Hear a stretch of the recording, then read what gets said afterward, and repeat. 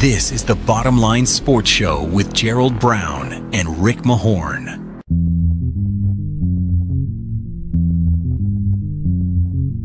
Imagine you trade a Chet Holmgren for a Giannis Antetokounmpo. These guys are athletic as you know what, and you go like, oh my gosh, where's the fundamentals? Where's the pass first mentality?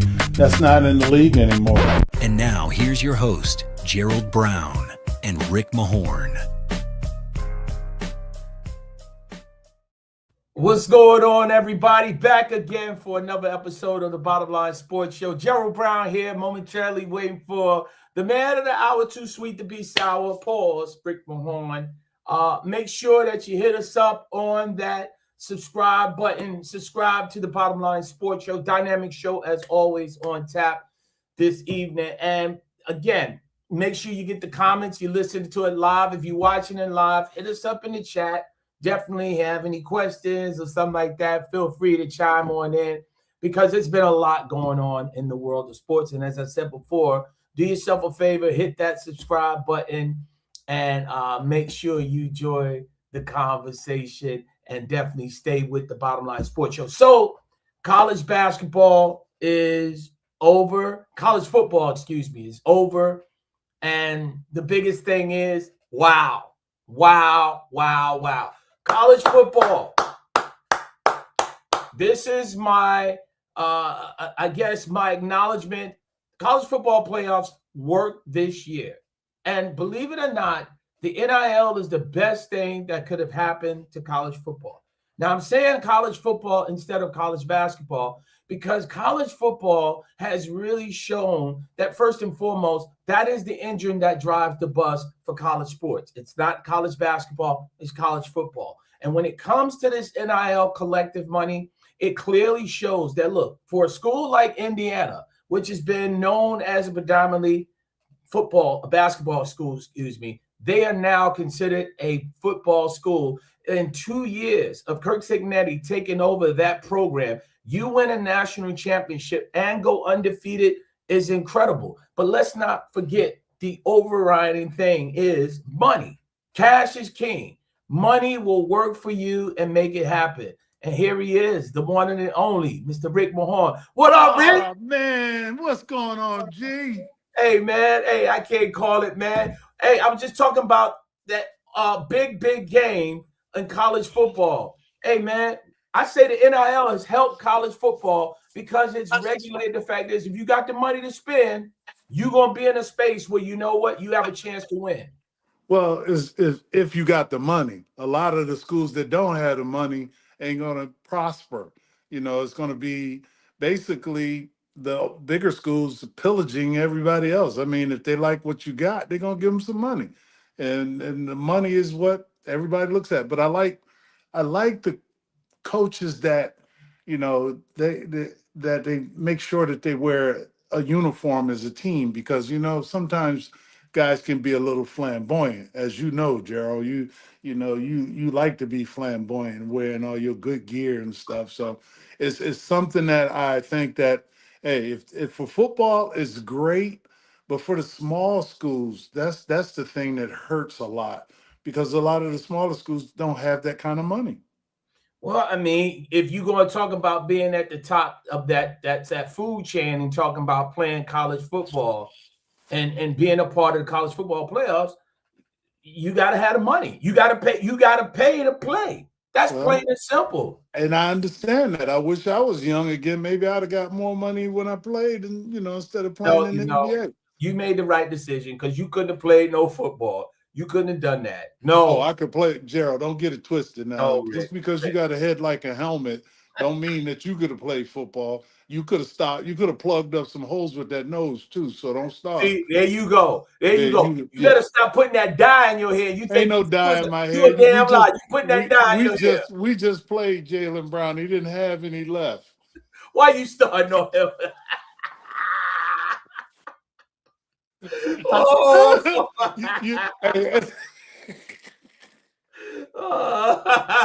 Why you saying that? You know why you missed that shot last night, right? Somebody said that in the crowd.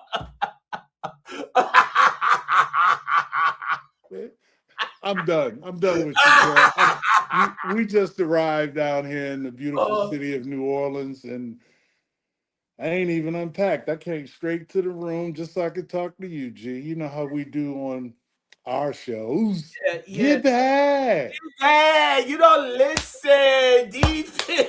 Hey, nah, hey, but you got to figure, I done seen a couple of fans, man. I be listening to y'all on Saturday, blah, blah, blah.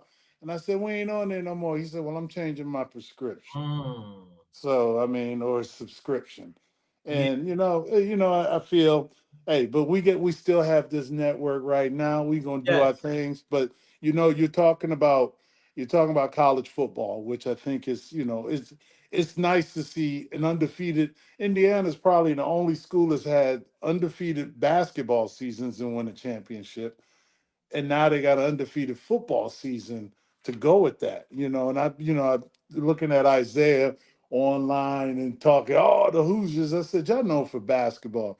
Now, will they be known for football if somebody else in Arkansas or Texas A&M put up more money? But when you put up all that money, doesn't mean the chemistry's gonna fit. We looking at it in professional sports. You could pay all this money and your team still suck. yeah. I mean, you're right about that. I think it's just the perfect storm when you're talking about a school in Indiana that is known for basketball. Look, they were terrible. I mean, they were terrible. And now to have them in a space where, let's be honest, when the Big Ten started to include all these other schools from the Pac-10 and stuff, you clearly thought they would get lost in the sauce. But I mean, you get somebody like Kirk Signetti who came in and said, "Look, I win. Google me." And he came in Mhm. 2 years to be able to win in that conference. That carries some weight, Rick, because it wasn't like they played the little sisters of the poor. You No, know? they played the Ohio's, they played the Oregons, they played all the top, basically the top schools that are all in that Big Ten, where they made this big conglomerate of schools. But Gerald, when you say that, money you could pay some. I look at it through an NBA kind of thing. You could pay them some money, but doesn't mean that everybody's going to get along. I look at the NBA now. So okay, well, I look at, for the Pistons. When I look at it's a brotherhood. It's got to be a brotherhood, a sisterhood. I looked at the game earlier yesterday, or I think it was yesterday or today, when I saw the way that UConn plays when they played Notre Dame yesterday. They just went buck wild and it's all about getting the right people on the right page, man. You know that, Gerald. Yeah, but I think it's a little different in college basketball because I think No, no, no, I, no. I think Rick, you I can't if you disagree. have the money, right? I don't Yeah, think we would see a school like could you see a Northwestern win a national championship? I don't see that in college basketball. There's a reason where there was a stretch that I believe that when they you had call it Cinderella. They call it Cinderella for a Cinderella reason. comes from a Power Five conference, Power Four now. Cinderella Yeah. will get you to Florida last year. That doesn't exist. But I'm did you sorry. think Miami was going to get this far in these college playoffs? I mean, I like it for the from the fan aspect of it. I like the way that they're doing it, and teams get a bye.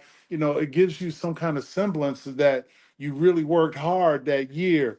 But look, a couple of mistakes here, a couple of mistakes there. You're not the Alabamas, you're not the Georgias. You look at the last three champions, all came from the Big Ten or whatever they want to call it. As they look at it, that's how sports is going to be, especially in college sports, since you can pay the people. Yeah, I mean, it's just a question of you're right that the big schools are going to be the ones the smaller schools are going to be the ones that are going to be most affected by that. But at the Yes, end of the day, did we expect a I don't know a UConn to be able to win a national championship? I don't in football. I don't think we expected that. You have to look at these Power Four conferences and say, yeah, our Cinderellas now could be a Northwestern. It could be a Vanderbilt. in Indiana, I mean, but those are the things that. But when I look at it, it's still you got to win. but you know, you got to be lucky, but you also got to have everybody on the same page. Everybody's got to be like a fist. Everybody's got to be together.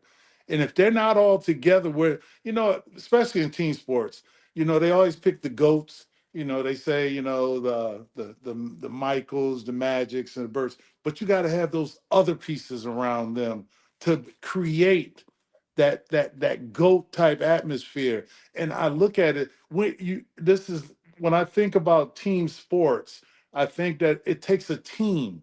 Yeah, you got the head of the spear, but that head of the spear can't be anything stronger than I'm sorry, the shaft.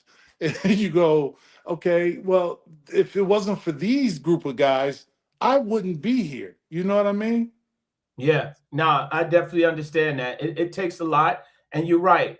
You know, just because you spend the money, it's kind of like in college basketball. You can spend a ton of money on the transfer portal and get the top tier guys and all this other stuff, but it takes people coming together and being a unit, sacrificing, and really having a success. So But also they got to hang their hat up and before they go in their locker room because jealousy's a motherfucker.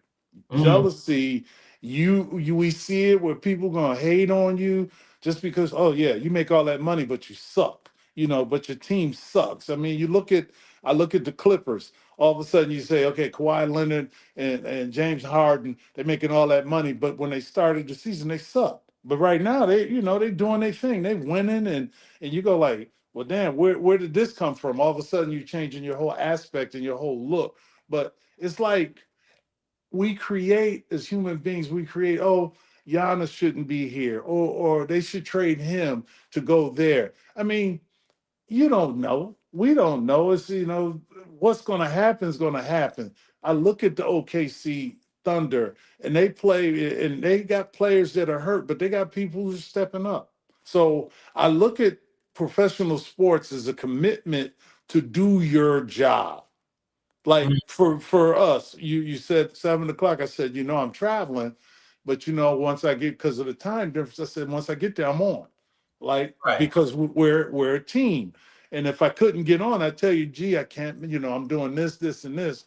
But even our last week's show, I was at an event for George Blaha. You're celebrating his 50 years of doing Pistons radio and TV, and plus he's a Hall of Famer. So I look at these things and say, you know, what's important. I try to do everything that I can, but we're a team. George and I, we're a team. Pistons and I, we're a team. My commitments are strong, and if the people that I'm working with don't understand it, then that's their problem. But then that jealousy comes in. Yeah. We got a question in the chat. It says from Shaw Sports, do you think we're going to more sports influencers, so to speak, in college than actually good players? You know what? I kind of believe it because you could see a guy and say, you know, remember you see first round picks and you say, man, he's a first round pick, definitely. Then he Yeah. gets up there and then they get up there and they suck.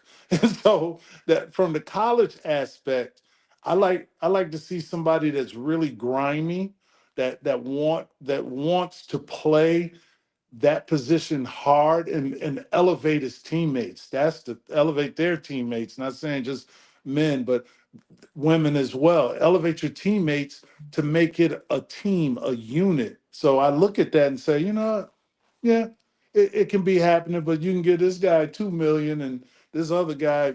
And I had this conversation with some young ladies. I ain't gonna say the school because I was there visiting the school and they had the guys and the, you know, the basketball guys and guys and gals.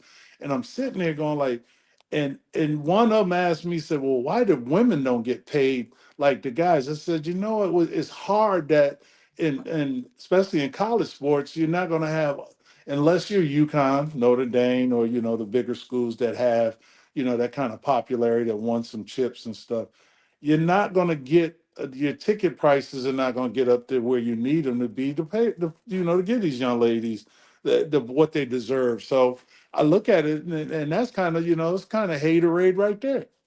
Well, I don't think it's hated. I think it's just the reality. Unfortunately, look, if you look at some of these schools in these cities like Iowa, you know, in the Iowa city, where, the basketball component is the big thing there. That's School. the only thing, the school. So, I Mhm. mean, it's just unfortunate, but, I always shift away from that because I want to be respectful and not, make it seem like you just don't care about the women and wonderful women of women's basketball.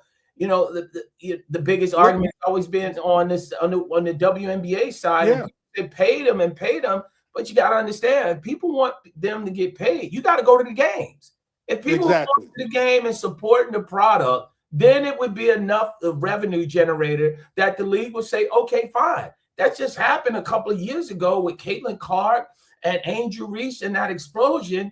And you think about the years prior to that, it was a situation where perhaps now they just break even.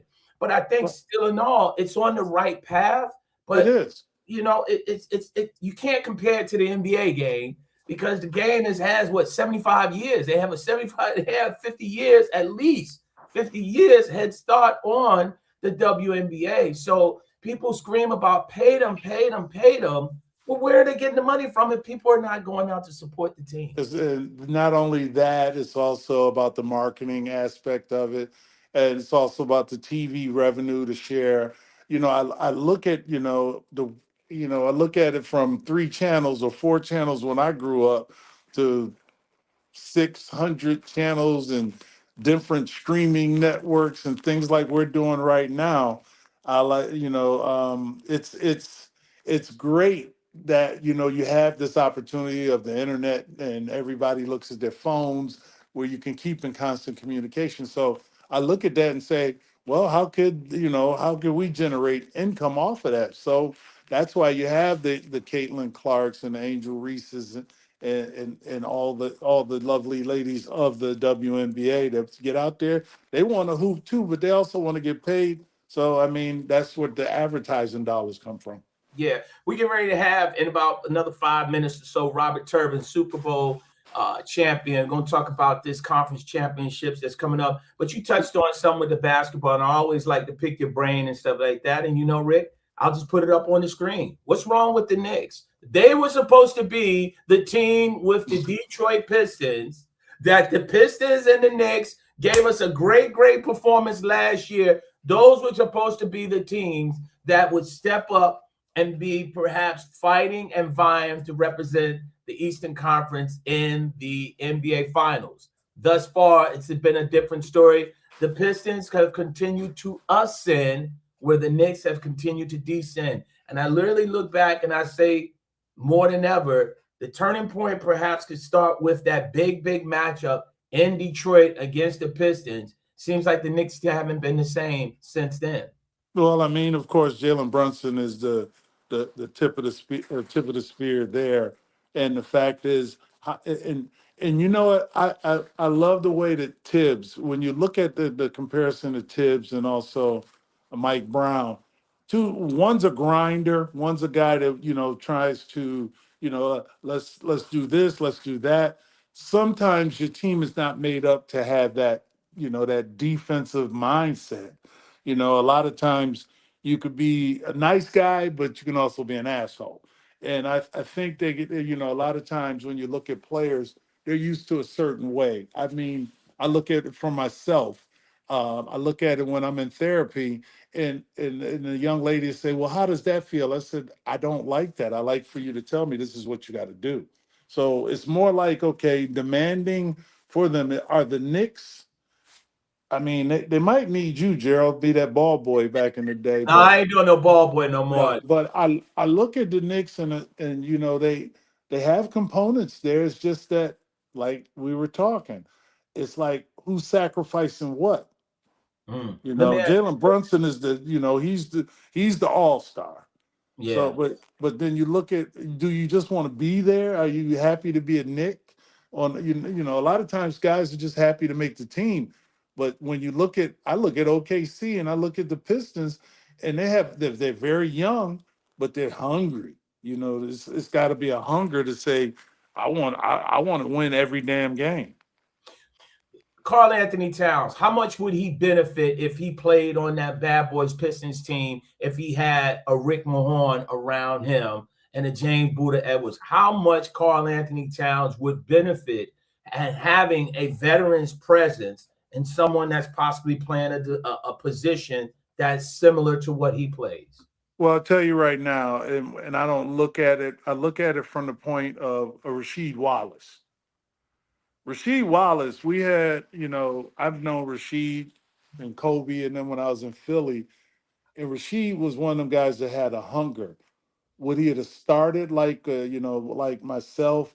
It's about teaching the next generation of basketball players, just because, you're limited to a degree, but if they don't want to listen, you have to have people who want to listen to what you said. Much as I didn't, a lot of times Elvin Hayes would say something to me, the Big E, and I would like, okay, yeah, okay, I see what you're talking about. But then Wes Unseld, who's my daddy, God bless his soul, his spirit, his family, he taught me how to be a damn pro. And I mean, Gerald, it was a point in time. He said, Ricky, you got to be the practice. You got to be the first one to practice. Okay. And you got to be the last one to leave. You're a rookie. What the hell you got to do?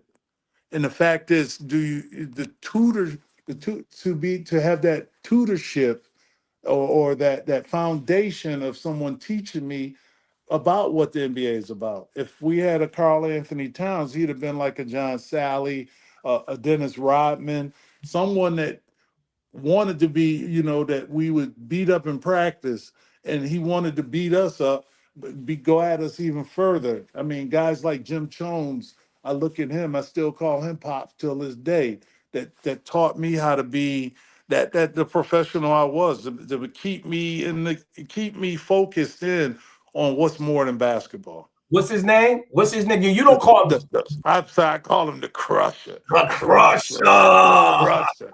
The Well, great Jim Jones, boy. Nobody listen. That dude from Crusher.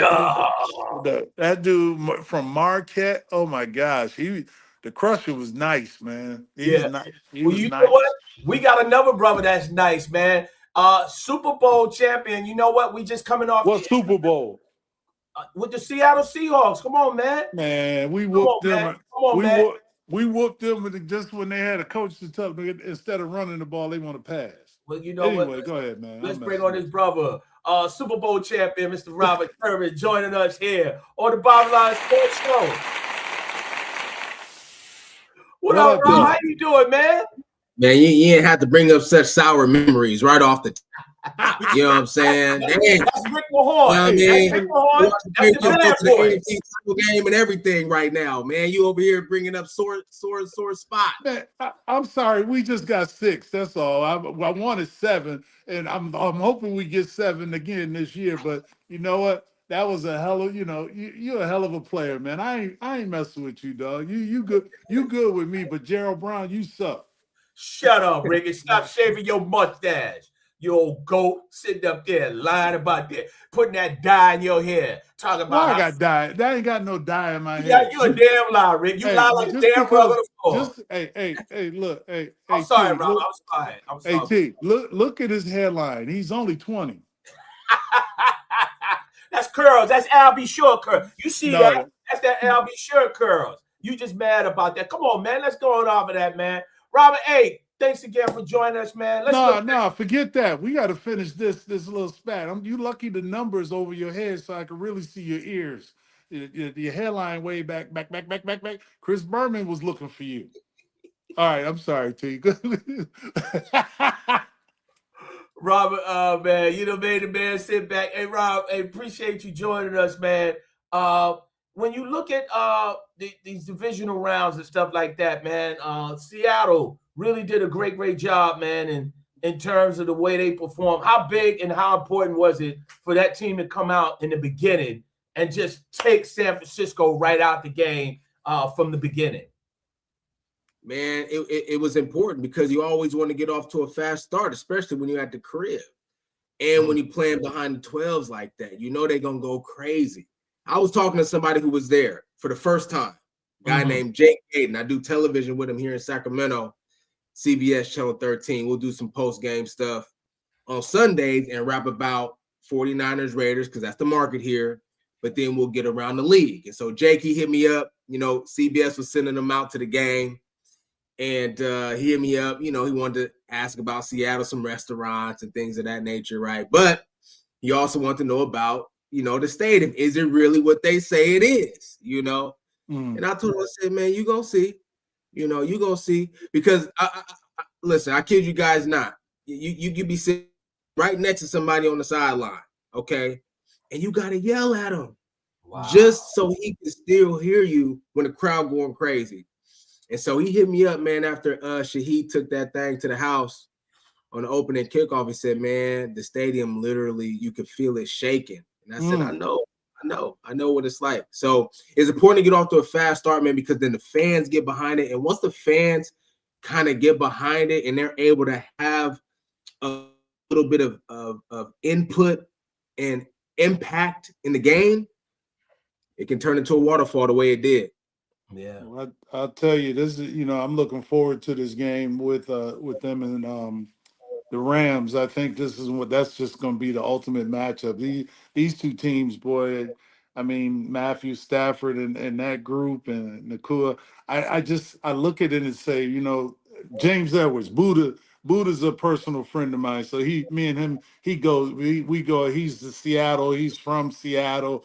Seattle this, Washington this, and all that stuff. So I'm looking forward to that because I would love to see the matchup with the Patriots and also the Seattle Seahawks. So, but when I look at this team and you say I look at it, is it their defense or is it or it's both sides of the ball? No, that's the defense. They set the tone. Seattle defense, Yes. bro. You gotta keep it solid. It's the defense, man. They set the, because even when the offense ain't really, you know, doing all the things that they supposed to do, they out of rhythm. Maybe they're not quite getting going. Man, the defense, man, they get stops. They take away the football.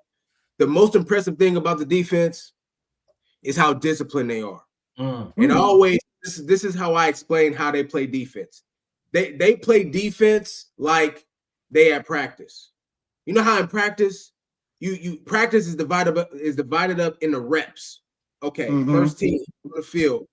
This is rep 1, rep 2, rep 3. Boom. Okay, 2 is coming in the game. Rep. They don't care about 3rd and 7. Oh, 49ers just got an interception. Oh, somebody just blocked a field goal. They don't hear crowd noise. They don't feel momentum. They just play the rep. That's how they play defense. And the impressive thing about it is, like when you watch them play, think about it. Think about like how aggressive like their defense is, right?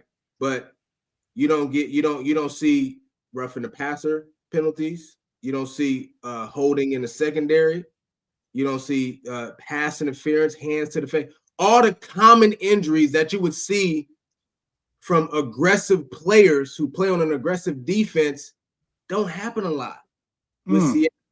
So that shows you the level of discipline they're able to play with, even with that same level of aggression. It's impressive, bro. They set the tone. Yeah. And Rob, when you look at the quarterback play in the divisional round, I think quarterback play was really on display, and really, again, some of the decision making. Rick loved the New England Patriots, right? I don't have a dog in the fight. I'm a beloved Tampa Bay Buccaneers fan, but I look at Houston, and I'm saying to myself, their MO, they have always been a team that has struggled. And it's really been centered around, if you will, that quarterback play and some of the situations throughout the course of their history. This one was a real tough pill to swallow because the defense, like you alluded to in Seattle, they showed up. How difficult was that to watch as an offensive player to see the quarterback play and C.J. Stroud really, really struggled to the point that obviously defense had to carry the load. And unfortunately, they just ran out of gas somewhat. As a player, it's really tough, man. But you got to have your boys back at the end of the day. No matter how you might really feel, man, you gotta step up to the podium. You got to have his back the way that Will Anderson did after the game. And that's me talking from a player standpoint. Now, me from a front office perspective, the Texans got some tough decisions to make this offseason because you really have to evaluate whether or not you want C.J. Stroud to continue to be your franchise quarterback. Because the fact of the matter is, since his rookie season, he's done nothing but regressed. He's regressed as a player. So you got to ask yourself why. It's because you let Bobby Slowick go, who was his original offensive coordinator. You got to ask yourself why. The personnel is there. You got guys in and out of the lineup at wide receiver, but you still got some good skill players around him. You were able to generate a nice run game. The offensive line ain't half bad. So what is it? And it's going to be important for the Texans, to me, this offseason, to create some competition at quarterback. Well, Rob, the quarterback, and I like the way you put that. It wasn't really any kind of, other than Seattle, but when I look at it, you look at the game against Chicago and the Rams, and I'm like, damn, is this one of them old slugfest games? Because to see Williams throw that ball off his back foot to bring it into overtime, I'm sitting there going like, there's some Hail Mary shit going on right here. But is it just the, I don't know. I think, is it just the defenses are better? It's a great question. And the short answer is yes. Like, I'll give you an example. Like, whenever we first start anything, OTAs in April and May, off-season workouts. When we start training camp in the fall, August, man, when we first put them pads on and we first start running plays, defense be whooping our ass, bro. Every time. Ask anybody who play offense. For some reason, they always have the advantage to start. And you're seeing that a lot in today's NFL. Now, I think some of these offenses have become a little bit too predictable because everybody's in the shotgun. You wide open. That's like walking around with your shirt off. You know what I mean? Everybody gonna know whether or not you got a six-pack. Nah, man, you got to put the quarterback under center so you can be deceiving a little bit. You can hide some stuff, and the defense don't know what's coming. They've also made it easier for these defenses too. Like, for example, if you put an extra offensive line in the game, he got to report to the referee. That's lame. Back in the day, you had to have awareness on defense. Hey, 67 is in the game. 67 in the game as an extra tackle. You had to recognize that. You had to play defense. Now, you did just announce it over the microphone to the whole crowd. That's lame. So in some ways, they've kind of, with the rules, they've made it, somewhat easier for the defense, at the same way that they've made it harder in terms of coverage and hands and all this kind of stuff. But I think to the short answer, is our defense is better. I think yes, but I think it's only because the offenses have all evolved into this shotgun, run pass option type offense. And personally, I don't think it works that well. Yeah. When you look at that really says a lot. The Buffalo and Denver game, I mean, it's hard to blame one guy for a team's failure. And I mean, obviously, Josh Allen probably would get some criticism, and rightfully so. But, how shocked were you that the Bills decided to move on from Sean McDermott 2 days after losing a game that, honestly, it was a very hard-fought game. They overcame a lot of situations where turnovers and stuff. How surprised were you, first and foremost, that Buffalo, again, that play right there? And I think, if you look at that play, how would you say and assess that? Was that a catch? Because, again, people were going off and on, and it seems like it always includes the Buffalo Bills to be on the wrong side. What are your thoughts on that play, and how surprised were you that they made the decision to let the head coach, Sean McDermott, go? I thought it was a catch. No doubt about it to me. I know it's close, but I thought it was a catch. And the referee should have took more time to at least take a deeper look at it before they made the quick decision that they made. I'm not surprised about Sean McDermott getting fired, though. When the game started, before the game, I said, look, if Sean McDermott doesn't win this game, I think they're going to let him go. Now, when the game played out and I looked at how they lost the game, I thought maybe the Bills would consider keeping him because there were some unfortunate things that happened at the end of the game that obviously didn't go the Bills' way. Obviously, the catch, I thought there were some choice penalty calls in that game. And I said on my show on SiriusXM, I said, man, I think the referees need to take, sound kind of crazy, But I think the NFL referees need to take a page out of the NBA referee book. People looked at it, was like, what are you talking about? NBA referees are trash. I get it. I know. Okay. But just hear me out, though. The one thing that's consistent in NBA, and y'all help me out with this. In the last 2 minutes of a game, you don't get them same foul calls. You don't get the same soft-ass foul calls that you get the first 3 3/4 of the game. At the end of the game, I feel like NBA referees make you play through some contact now. Yes. In the NFL, they was letting them boys play physical all game, but for some reason, it gets down to the last 2 minutes, and all of a sudden they want to every little touch is a. So you got Laundry on the field. I just feel like, man, come on. But to go back to Sean McDermott,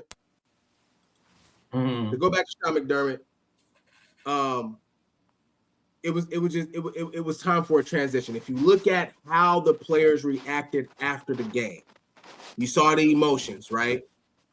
I think after 9 years with that level of emotion, with those same captains, it's tough for the same voice to rejuvenate the locker room and try to go after it again. That, to me, was the indicator that it was time for a new voice. That's a great point. A great point and stuff. What you shaking? What you kind of inquisitive, Rick? When you look at that right there, what are your thoughts on that? What he says about the referees, especially in the NBA, they swallow the referee, they swallow that whistle, but you also want to make sure you get it right. Rick, he trying to get it together. He's trying to figure it out and stuff. But yeah, you got to get to a laptop, man. Get an iPad. They're in Charlotte right now. They're in New Orleans. They're in New Orleans and stuff like that. And he's trying to figure it out. Here he comes back here now. But you know what? When you was talking about that, Rick, was just what Robert was talking about there. You kind of had this inquisitive look on your face when you were talking about the fact is how Robert was saying in the NBA, the referees get it right where you don't have. Okay. All right. So go ahead. Yeah. Talk to me. Talk to me. Nah. See, it's selective. And you were right about saying that they let you play for the 60 minutes or 55 of the 60 minutes that you play for football. In the NBA, it's like you started off, this is how it's going to be. Because last night I'm watching the game with the Boston Celtics and the Pistons, and they were just, they were letting them play. But it was some of the plays I'm sitting there going, that was real selective. So I look at it, I look at it from the end of the game, though. Like the last minute, 2 minutes of the game. Don't you feel like in the NBA they kind of swallow the whistles a little bit more and make you play through the contact? When we were playing it. If they call a foul and you go like, "What the hell is damn foul at?" Don't start with me. Because, we still waiting to see when did we foul, when did Bill Laimbeer foul Kareem Abdul-Jabbar? And we look at it and you can do all this. You can't chat. Back then you couldn't challenge shit. Now you have the challenges and stuff. So it makes it, you got to make sure that your coaches, you got 85 coaches out there to say, okay, that was, and they're watching the film as well. So I look at it and go, you want them to decide, but you want to have a clean game, because if you're playing physical, they don't want anything to pop off. That's just from the basketball perspective. Yeah, that definitely is that. Well, you know what? Now we're set for the conference championships, and you look at let's go Patriots. Yeah, you could go ahead and say that. But now I said this earlier, and I'm curious to get your thoughts on this. I said that New England versus Seattle. That will be perhaps the most interesting and engaging Super Bowl matchup. People that are not fans of the Rams and whatever, just a novice fan, I think that is the one because of the history. When you look at it, Robert, aside from the fact you're a former Seahawk, would you look at this matchup and say those two teams give us the opportunity? Because look, if Jarrett Stidham is able to defeat the Patriots, that would be a story in itself. But I just don't see that happening in such a short period of time of preparing for the Patriots. And then on the flip side of that, the Rams, yeah, they got an amazing offense. When you look at this, which matchup for a Super Bowl really piques your interest to say, okay, I want to see that? Well, both of them. NFL must ain't like that. The NFL ain't like they that Seattle. That in Seattle, they don't have a good internet. Yeah, But he's in Sacramento. We gotta get him out there with BJ. we got to get it. Oh, he in Sacramento. He in Sacktown. Oh Lord. But nah, let me answer that question for you till he gets back. When I look at He back. there you go. Oh, you back? He's back. Yeah. Get back. Yeah, so the New England Seattle matchup is intriguing because obviously the rematch, and so that would be a dope one. For the Rams, though, they have a case because you're talking about some all-time greats potentially now being able to really put a stamp on that. Matt Stafford to get his second Super Bowl. Now he's already in the Hall of Fame conversation, but he kind of puts a stamp on it with a win, this season. Devontae Adams. He was an all-time great for the Green Bay Packers for a long time, played with Aaron Rodgers. But, at the same time, it's like, is he a Hall of Fame wide receiver? I don't know. I mean, we could debate that. But getting the ring elevates that conversation for somebody like him. And then Puka, a young gun, still, he's still rising. He's still a rising star. He's already a star. But you know what I'm saying? In terms of down the road, when those conversations come up for him. So I think there's a lot of opportunity for the Rams. Sean McVay would get his second Super Bowl as a head coach in the NFL. There's a lot of intriguing pieces for the Rams to be in the game as well. But I'm telling you right now, can't nobody beat Seattle this season. Just can't nobody beat them. When is the that's next week, right? We'll talk. Nobody. And if it's New England, can nobody beat them, huh? Ooh, because I've been thinking New Orleans. I've been thinking New England has been. You know what? Hold on. Let me do that again. Lucky for them. That's why I'm saying. What stop you? Let me do that again. What are they gonna do? What are they like? What do they do? That's like they're a good team. Hold on. It's every given Sunday. You don't know what you're gonna get. You know good and well. You remember what you're. Let's see. You remember that when you should have ran the ball, gave it to Marshawn Lynch, and stuff happens, right? Yeah. Hey, listen. I could sleep peacefully at night knowing that I didn't make that decision. Well, I could sleep peacefully. Talk shit about it for the rest of my life. Hey, Gerald. I'm a little sensitive. Hey, it is what it is, bro. Hey. I can only control what I can control. I can't control the masses. I can't control egos and all the other stuff that go into. And see, you answered a question before you got on. We were talking about the NIL and college football, and you just said it right there. You can't control egos. And the fact is, that's what I was telling you, Gerald. One thing, you could have all this money to bring these teams together, but the egos separate a lot of things. And thank you very much, Mr. RT. You all right with me now? I mean, I might be a Seattle fan for a day. It's look. The Patriots, very respectable team, and people tried to kind of tarnish what they did this season because this person was injured and they had this weak record, schedule and all this. I think they legit, but they can't nobody beat. Seattle is crazy this year. It's the truth. How many games they lost? I don't even know. That's exactly like 3, maybe 3. Same here. What am I missing? Hey, they lost one game to the Miami Buccaneers. You know what? If I was near you, Gerald Brown, I'd slap that big nose of yours and make sure it goes behind your head. And you know what? I spit right in that gap of your teeth and stuff like that. Get on out of here. Hey, listen, Robert, really, really appreciate the time, man. Before we let you get on out of here, who do you have in the Super Bowl? You saying Seattle right now, and obviously we get a chance before the Super Bowl. Hopefully, we get you back on. But if not, who is your Super Bowl pick, and who wins the Super Bowl? Who's your two He already teams? said it, Gerald. Seattle, Shut up. Seattle, man. You know, Seattle. He don't care who it is.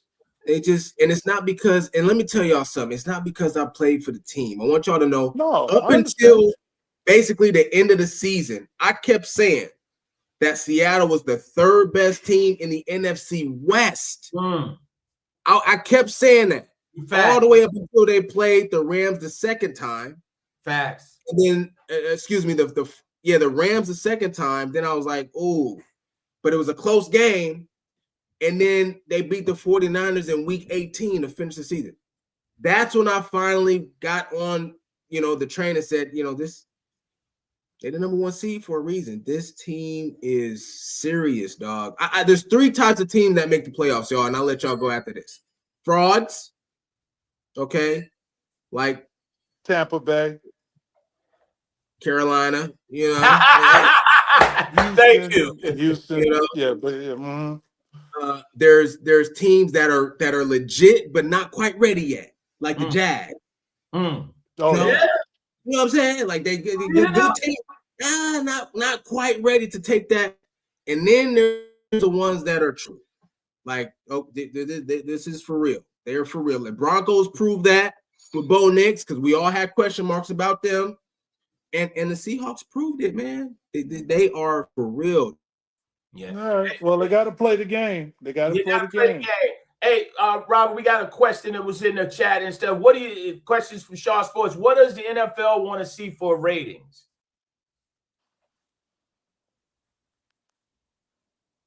NFL said it. NFL on you. NFL's up here, getting your thing. Look at his face. The ratings. You get back. Get back. Get back. To me, NFL's looking for. I mean, the way that they're doing. As far as like the NBA and all these different channels and streaming networks, they're just looking for the best teams. I don't think they're looking for a particular, this and this. But one day, if it is Seattle and New England, that's great because that's a rematch from, back in the day. It's like 1-1. And now let's see what's going to happen this one. So me personally, I look forward. I mean, is it Matthew Stafford or is it Drake May? Who's the MVP? I'm looking at things like that. So I like the way that Drake May played, but you got to look. I mean, I've seen Matthew Stafford for a long time being in Detroit, and just don't ever count him out. That's all I can say. Yeah, it's going to be a great games, and I think it's unfortunate you don't have a Bo Nix that was out there. And one of the things I was looking at, I said, look, Buffalo, in my humble opinion, and some of the decisions they made from a defensive standpoint, because the second half of the game really changed so much when they started applying pressure to Bo Nix, getting him out of the pocket, making him scramble, getting him off his spots, and making them try to throw on the run, which helped them get back into the game. And at the same time, being able to, again, take the lead in that game, but just not taking care of the football and then leaving it up to the officials with that egregious call that obviously will go down in history in terms of just, once again, I think the Buffalo Bills are now becoming the lovable losers. It's just so much that, it's hard. It's hard, to break through and be able to do it consistently. It's tough. It's tough up there in Buffalo because it's cold as hell. It's cold as hell in Detroit where I just left. And I can imagine what Buffalo is with that lake snow, that lake effect snow coming in there. But when I look I'm not feeling bad for the Buffalo Bills there in our conference. And every time we would play them, it was like, okay, it's the Buffalo Bills. I miss my man, Cliff Robinson, Uncle Cliffy. Yeah. He was that, me and him would talk smack the whole time, talking crap. But you know what? I like football. These have been some good games on TV.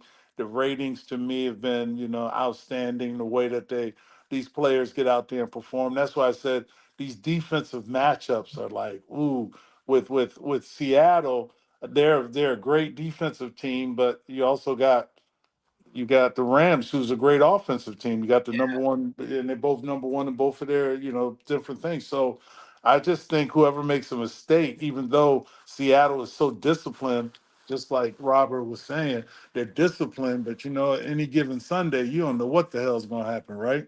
Yeah. Hey, Rick, before we get on out of here, man, we had a question that was in there in terms of just, the trades and stuff like that. And we were talking about Ooh. the the whole situation with Karl Anthony Towns and stuff, and just kind of being, if you will, kind of the scapegoat. Do you think we'll have some NBA trades that will be those marquee ones? There was so much talk about, obviously, Giannis was going to be moved. Then it was talks about inevitably we got the reports that the Grizzlies were putting out some feelers for Ja Morant. Ja Morant comes out and says, hey, he doesn't want to be traded, but it's not really up to him. If your gut feeling, do you believe we will have a blockbuster trade this trade deadline, or do you think we'll just have some minimal trades, especially with the Knicks having some of the issues that they recently had, and Boston getting their legs under them? Well, I don't think it'll be any drastic changes. If it is one, everybody throws something on the wall and see if it sticks. I mean, they talk this Giannis here, and you know, expect the unexpected trade. That's what I'm looking at. I'm not looking at the Ja Morants because I thought it would be. I knew Trae Young would probably get traded the way that their salary cap is adjusted. It's all about what salary cap flexibility that you have. If you're a team, are you willing to take on excuse me, are you willing to take on this contract? Some people are free agents, and you look at the Porzingis and the Porzingises, the people that are hurt. Even with Anthony Davis, everybody's out there saying these guys are going to be traded until it happens. I mean, it's all talk. It keeps you focused in. Will it be a trade? Of course, there's always going to be a trade. What's going to make a team that is in the middle? Can it take them over the hump? I mean, I got only look back at what we did as far as the Pistons. I mean, we traded Adrian Dantley, who I thought we would still win a championship, and we got Mark Aguirre. And then you look at and I'm not looking just at the Pistons. I'm looking at the Pistons in '04. They traded for Rasheed Wallace. Yeah. So you look at this and you go, man, you don't know what's going to happen for the next, are we looking at OKC going to make a trade to get somebody to help Shea? But they've been playing great.